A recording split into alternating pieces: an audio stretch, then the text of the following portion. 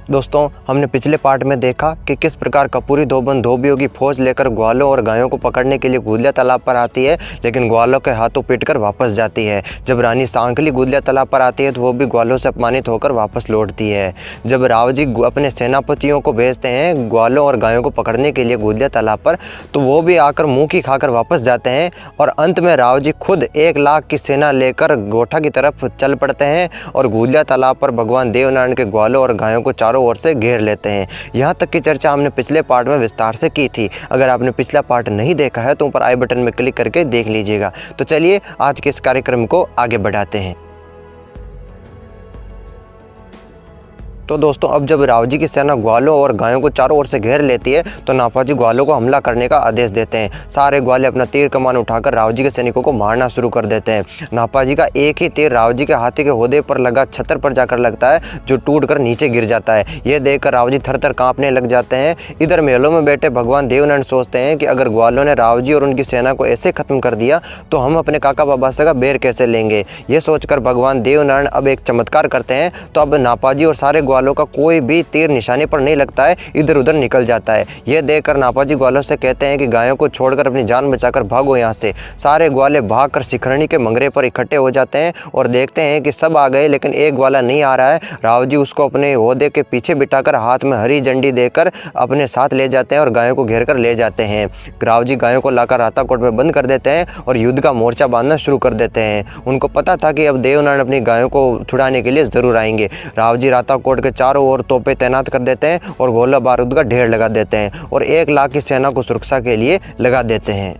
उधर ग्वाले वापस अपने गांव की ओर लौट आते हैं तो ग्वालों को बिना गायों के आता देखकर पीपल दे साधु माता से कहते हैं कि माता जी, ग्वाले तो बिना गायों के वापस आ रहे हैं, लगता है गायों को कोई घेर कर ले गया है। तो साधु माता नापाजी से पूछती है कि क्या बात है नापाजी, आप खाली हाथ वापस आए हो, गायें कहाँ पर है। तो नापाजी कहते हैं कि गायों को तो राव जी की फौजें घेर कर ले गई है और राताकोट में बंद कर दी है। इतना कहकर नापाजी अपने गद्दी आसन साधु माता के सामने डाल देते हैं। इधर दिया जी राव जी से कहते हैं कि राव जी, लगता है देवनारायण आपसे डरकर अपने ननिहाल वापस मालवा भाग गए हैं। आप कहो तो गोठा जाकर जो सामान बचा हुआ है उसे लूट कर लेकर आऊं। तो राव जी कहते हैं कि ठीक है, जाओ। तो दिया जी और कालूमीर अपने साथ 500 सैनिकों को लेकर गोठा की ओर चल पड़ते हैं। उस समय भगवान देवनारायण 3.5 दिनों की नींद में सो रहे होते हैं। तो इसका फायदा उठाकर दिया जी और कालूमीर महल के कांगड़े तोड़ने लग जाते हैं। तभी पीपल दे सामने आकर दिया जी से कहती है कि आप इतने वीर बनते हो, तो जब तुम्हारे दांत तोड़े गए थे तब तुम्हारी वीरता कहाँ गई। अभी देव सो रहे हैं, सोए हुए शेर को मत जगाओ। और दरबार में मेंदू जी और भूना जी बैठे हुए हैं, उनको पता चल गया तो तुमको यही ढेर कर देंगे। इतनी बात सुनकर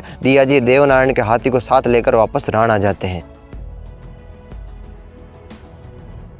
अब पीपल दे जी महलों में आकर भगवान देवनारायण को जगाती है कि जागो त्रिलोकी के नाथ जागो, आपकी गायों को राव जी घेर कर ले गए हैं। 2 दिनों से राताकोट में बंद पड़ी है। नापाजी गुहार कर रहे हैं कि गायों को छुड़ाकर वापस लाओ। इतना सुनकर भगवान देवनारायण नींद से जाग जाते हैं और अपने भाइयों के साथ रण पर चढ़ाई करने के लिए तैयार होते हैं। तभी साधु माता भगवान देवनारायण को रण में जाने के लिए रोकती है, क्योंकि अभी देवनारायण भगवान बहुत छोटे होते हैं। तब भगवान देवनारायण अपने घोड़े का ताजना नीचे गिरा देते हैं। तो जब साधु माता घोड़े का ताजना उठाने के लिए नीचे झुकती है तो भगवान के चरणों में उसे असंख्य ब्रह्मांड के दर्शन हो जाते हैं। यह देखकर साधु माता समझ जाती है कि यह तो स्वयं भगवान है और उन्हें रण में जाने की आज्ञा दे देती है। जब सब लोग रण में चले जाते हैं तो पीछे से भांगी जी को खेड़ा चौसला की रखवाली के लिए छोड़कर जाते हैं। भगवान देवनारायण के साथ शीतला माता, काला गोरा भैरू जी और 64 योगिनियां भी राताकोट की लड़ाई में चल पड़ते हैं।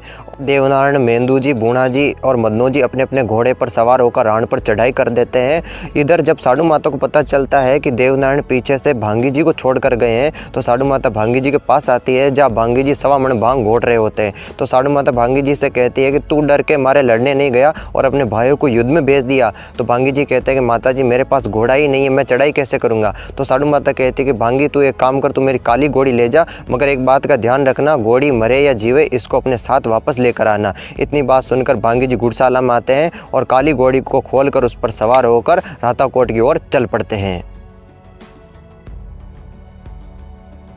तो जब भांगी जी जा रहे होते हैं तो रास्ते में एक तेली और तेलन घानी से तेल निकाल रहे होते हैं। तो भांगी जी उस तेली से कहते हैं कि रे तेली, तुम्हारे पास थोड़ा खल काकड़ा हो तो दे दे, घोड़ी को खिलाना है। तो तेलन थोड़ी तेज़ थी तो बोली कि कितना चाहिए। तो भांगी जी कहते हैं कि जितनी तुम्हारी इच्छा उतना दे दे। तो तेलन बोली पैसे दे, नहीं तो यहाँ भाग जाए यहाँ से। इतना सुनते ही भांगी जी उसे तेली और तेलन को 1-2 थप्पड़ जड़ देते हैं और सारा खल काकड़ा खा जाते हैं और घोड़ी को भी खिलाते हैं और सारा तेल पी जाते हैं। भांगी जी सोचते हैं कि हम लड़ाई करने के लिए तो जा रहे हैं, लेकिन अपने पास तो न शस्त्र न टोप, तो भांगी जी उस तेली के घानी को ही सिर पर उठा लेते हैं और टोप की तरह पहन लेते हैं और उस तेल निकालने वाले लाठ को हाथ में भाले की तरह लेकर दौड़ पड़ते हैं। रास्ते में भगवान देवनारायण मिलते हैं तो नारायण पूछते हैं कि भांगी जी आप यहाँ कैसे? तो भांगी जी कहते हैं कि माता जी ने भेजा है अपनी काली घोड़ी देकर युद्ध करने के लिए, मेरे पास शस्त्र नहीं थे तो रास्ते में तेली की घानी को टोप बना लिया और इस लाठ को भाला। अब भांगी जी उस घानी के टोप को सिर पर ओढ़कर और हाथ में उस लाठ को लेकर राताकोट पर चढ़ाई कर देते हैं और भयंकर तबाही मचा देते हैं। उस युद्ध में तोप का एक गोला आकर भांगी जी काली घोड़ी के पैरों में आकर लगता है, जिससे वह काली घोड़ी वहीं पर मर जाती है। भांगी जी काली घोड़ी को अपनी कांख में लेकर भागते हैं और भगवान देवनारायण के पास आकर कहते हैं कि आप इस घोड़ी का ध्यान रखना, तब तक मैं अमल भांग खाकर आता हूँ। भगवान देवनारायण अपने लीलाधर घोड़े के मुंह के जाग लेकर उस काली घोड़ी पर छींटे मारते हैं तो घोड़ी जिंदा हो जाती है। उसके बाद भगवान देवनारायण भांगी जी से कहते हैं कि आप सबसे पहले राताकोट में जाकर गायों को छुड़ा कर लाइए और मेंदू जी और बूढ़ा जी से कहते हैं कि आप महलों में जाकर अपने बाप का बेर लो। मेंदू जी और बूढ़ा जी रणभूमि में कूद पड़ते हैं। भगवान देवनारायण के कहने पर भांगी जी सबसे पहले राताकोट में आते हैं और गायों को छुड़ाकर ग्वालों को सौंप देते हैं। इधर भगवान देवनारायण और भूणा जी राव जी से भेड़ लेने के लिए चलते हैं। भगवान देवनारायण राताकोट में त्राई त्राई मचा देते हैं। बहुत भयंकर, बहुत भीषण युद्ध होता है। इस युद्ध में भगवान देवनारायण दिया जी को और भूणा जी कालू मीर को खत्म कर देते हैं। दिया जी और कालू मीर परलोक सिधार जाते हैं और भांगी जी तो अपने लाठ के एक ही प्रहार से पूरे राताकोट को ही ढेर कर देते हैं, जिसमें से नीम देव जी भाग निकलते हैं और जोगियों की जमात में आकर शामिल हो जाते हैं। लंगोट लगाकर हाथ में तुम्बी लेकर धूनी के पास आकर बैठ जाते हैं। भांगी जी वहाँ पहुँच जाते हैं और नीमदेव जी को पहचान जाते हैं और नीमदेव जी को वहीं खत्म कर देते हैं। अब नीमदेव जी भी परलोक सिधार जाते हैं। उसके बाद भांगी जी हनुमान की तरह वापस राताकोट में आते हैं और सारे गोला बारूद में आग लगा देते हैं। पूरा राताकोट लंका की तरह धूं धूं करके जलने लगता है। इधर भगवान देवनारायण राव जी को ढूंढते हुए महलों में आते हैं तो देखते हैं कि राव जी तो अपने घोड़े पर सवार होकर सुरंग के रास्ते से फरार हो चुके होते हैं। तो भगवान देवनारायण भूणा जी से कहते हैं कि आप तो यहाँ 11 वर्षों से रह रहे हो, आपको यहाँ का चप्पा चप्पा मालूम होगा कि राव जी कहाँ पर छुपे हैं, तो जाओ राव जी को ढूंढ कर लाओ और जैसे तैसे कोई भी बहाना बनाकर उसे मेरे सामने लेकर आना। तो अब भूणा जी अपनी बोर घोड़ी पर सवार होकर सुरंग के रास्ते में चलते हैं और राव जी को ढूंढ लेते हैं। वे राव जी से कहते हैं कि बाबा साहब आप हमारे साथ शिकार खेलने के लिए बागतला के जंगल में चलो। राव जी भूणा जी की बात मान लेते हैं और उनके साथ शिकार खेलने के लिए बागतला के जंगलों में जाते हैं। भगवान देवनारायण के अलावा भूणा जी और बाकी सभी भाई राव जी को साथ लेकर बागतला के जंगलों में पहुँच जाते हैं।